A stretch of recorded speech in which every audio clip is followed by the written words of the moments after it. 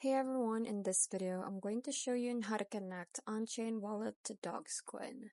So you just have to follow these steps. So first is open up your Telegram and then search for dog's house underscore bot. So click on this result at the top and then you just have to start the bot. After you tap on start, just tap on that open at the bottom left.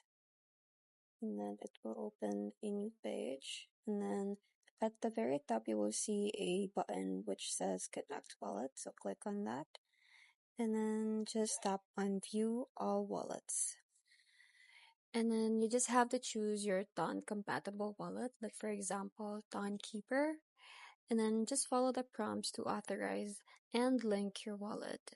And after successfully connecting your wallet, navigate to the wallet section in the dog spot and then just click on Claim On-Chain to initiate the token claim process. And then just verify the token receipt. So open your Ton wallet, like for example Ton Keeper, and check your balance to confirm that the receipt of Dog's token.